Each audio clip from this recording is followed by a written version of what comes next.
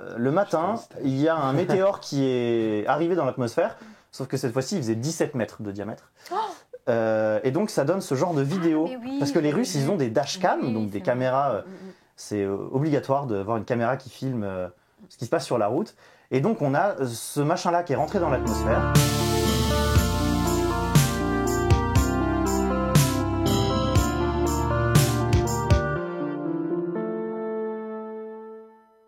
On va accueillir Quentin pour une chronique actu, parce que les actus de Quentin, c'est maintenant. Jingle.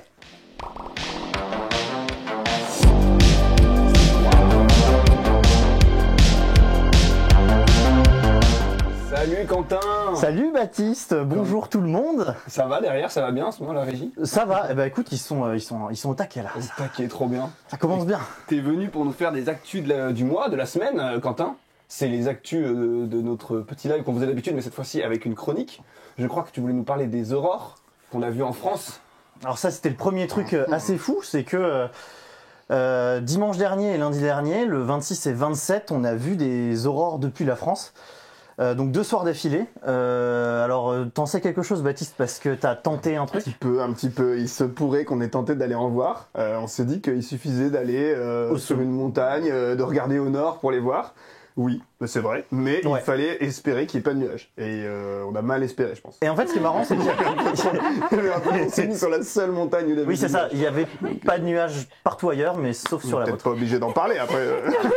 mais voilà, le soleil, il a envoyé de très importantes quantités de matière. Il y a eu une éjection de masse coronale. Il y en a eu même 2, c'est-à-dire des électrons et des protons qui sont éjectés du soleil. Il y en a eu beaucoup. Donc c'était vendredi et samedi.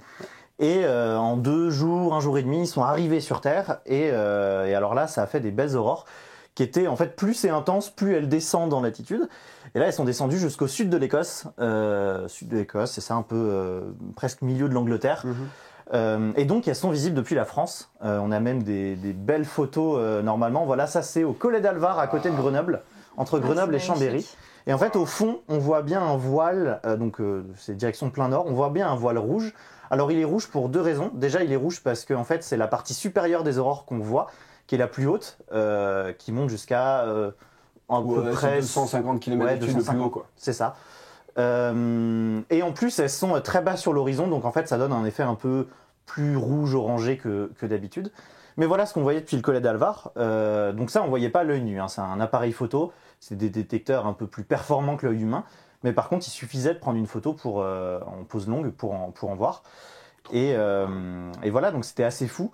Dans le nord de la France, ils ont vu encore plus beau, voilà. Alors là, c'est un autre niveau. Donc l'aurore. C'est de Disney. Oui, c'est Ça fait voilà. Donc, la Bretagne. C'est pas la Normandie. Il n'y a pas de baiser d'âne dans le. Non, mais justement, c'est ma petite transition parce que la Normandie, ils ont eu donc des très belles aurores. Ils ont eu une autre actualité le 12 février.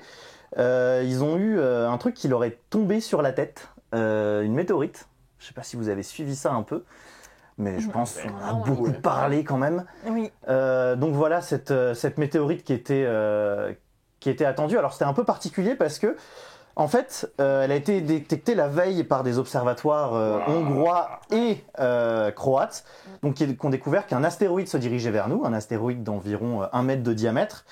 Et ils ont dit que son entrée était prévue aux alentours de 3h59 du matin en Normandie. Et à 3h59 et 21 secondes, donc vraiment la précision est folle, il s'est désintégré dans l'atmosphère. Donc en fait, il y a plein de gens qui l'attendaient, même avec leur smartphone à filmer. Et ça a donné énormément de documentation. Faut savoir que c'est seulement la 7e fois que ça nous arrive de réussir à détecter un astéroïde avant qu'il arrive dans l'atmosphère. Ok. Et ça, c'est pas mal du tout. Donc, on a des caméras de surveillance. Et en fait, on a énormément de données. Donc, on a les caméras de surveillance, on a les observations des télescopes avant que l'astéroïde n'arrive. Et puis, on a aussi donc, les caméras Fripon. Il y en a une à Grenoble, notamment à l'IPAG, l'Institut de planétologie et d'astrophysique, où en fait, c'est des caméras qui filment tout le ciel dans l'espoir de pouvoir faire de la triangulation et retrouver des débris potentiels. Et en fait, il y a eu plein de données, y compris des sismographes qui ont enregistré l'explosion dans l'atmosphère et qui ont permis comme ça de retrouver avec précision. Voilà, là on a les données de plein de sismographes à l'écran. Et on voit en fait les impacts, notamment celui, l'avant-dernier tout en bas, on voit vraiment l'entrée dans l'atmosphère du météore. Ah ouais. Et ça a permis d'avoir un calcul très précis de sa trajectoire. Et donc, 48 heures plus tard, on a une étudiante en école d'art de 18 ans qui a retrouvé un morceau de la météorite. Voilà, elle est au centre de l'image. Et donc, c'est un morceau qui fait une centaine de grammes, donc c'est une très belle prise pour une météorite. Et en fait, elle est entourée de plein de gens. Alors là, il y a du beau monde. Hein. Il y a des chasseurs de météorites mondialement reconnus, il y a des physiciens qui travaillent avec la NASA, des gens du CNRS, des gens du Muséum d'histoire naturelle de Paris aussi. Et en fait, toute cette équipe, ils ont un peu arpenté les villages aux alentours. Ils étaient plusieurs et ils ont retrouvé 12 fragments, il me semble, à l'heure actuelle. Donc c'est assez génial comme...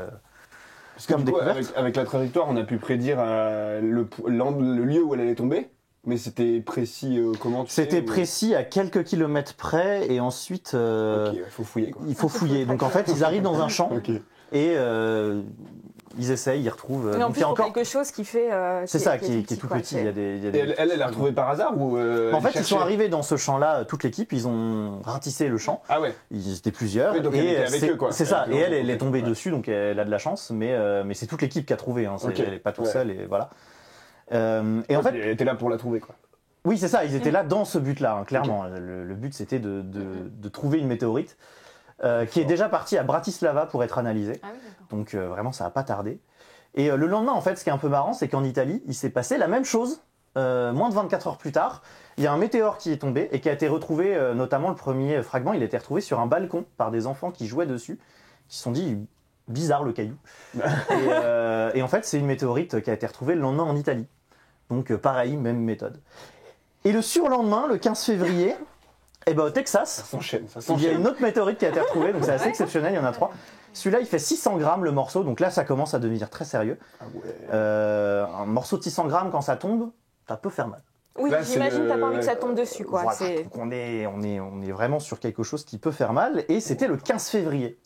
Et le 15 février, voilà, ça parle de Vigiciel dans le chat, voilà, c'est l'organisme français qui s'occupe d'essayer de recenser les impacts de météorites, enfin les chutes de météorites et de retrouver des morceaux comme celui-là.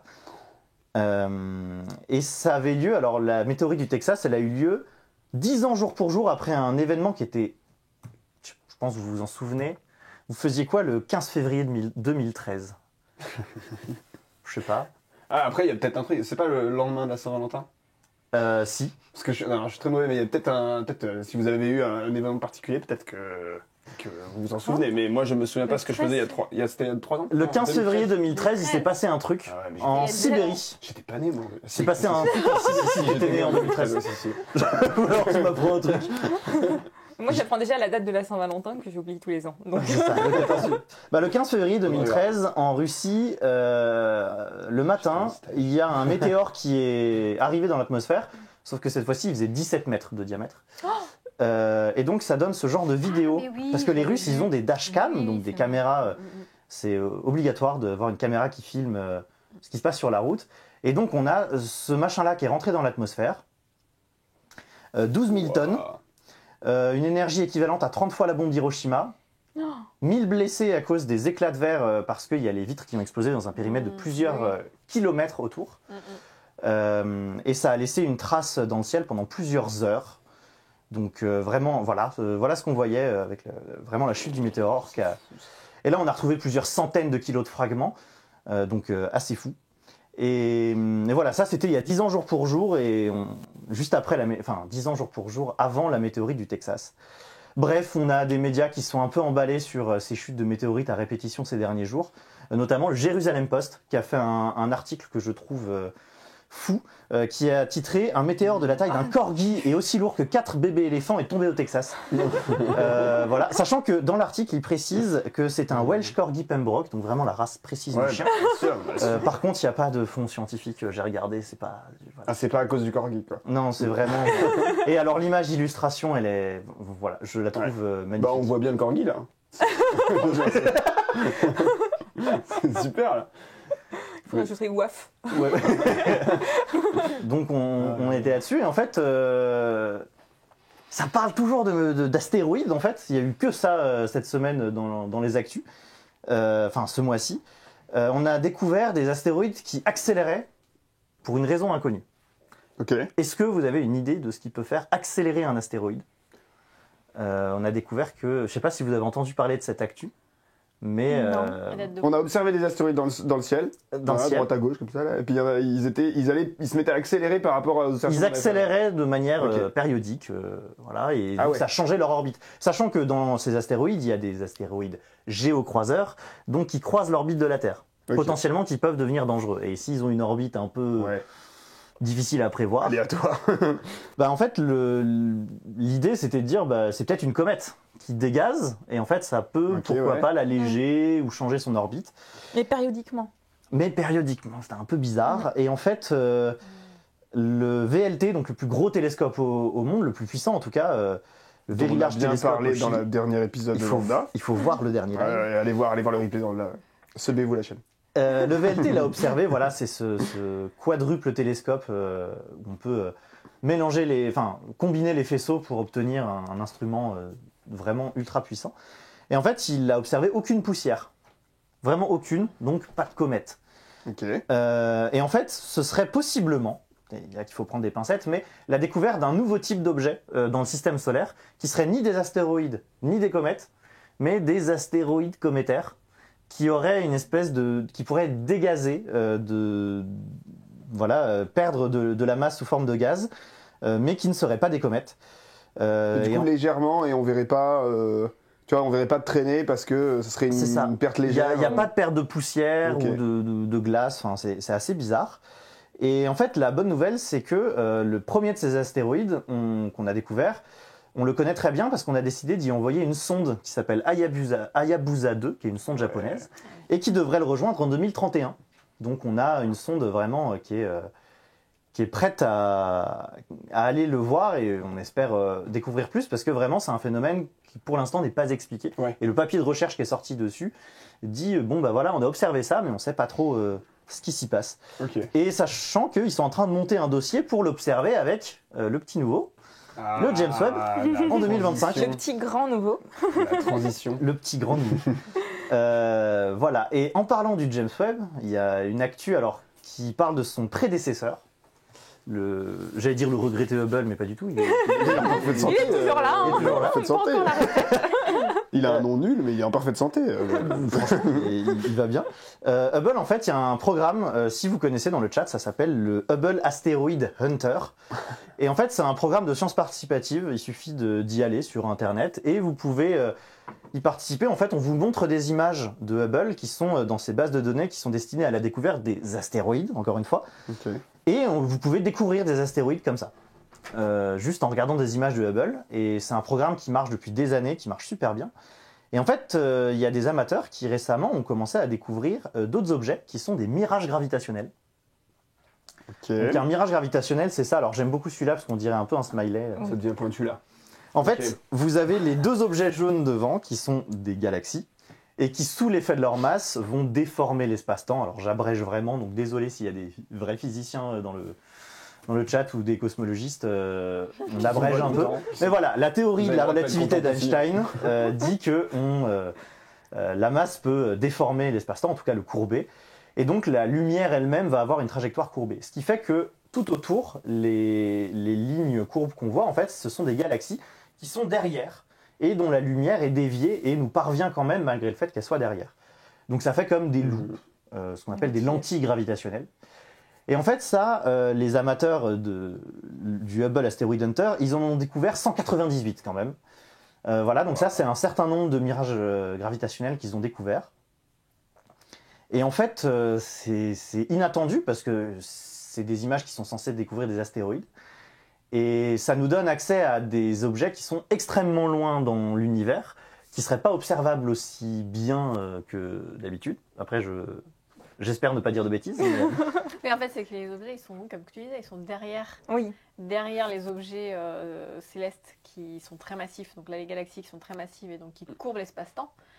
Et donc en fait, ils sont juste derrière. Donc si la lumière n'était pas déviée autour de ces objets, on ne pourrait pas y avoir accès parce qu'ils sont cachés derrière les objets plus massifs et plus brillants qui sont devant, plus proches de nous. Ouais. Mais Miable et l'antigravitationnel. On parle pas de ça.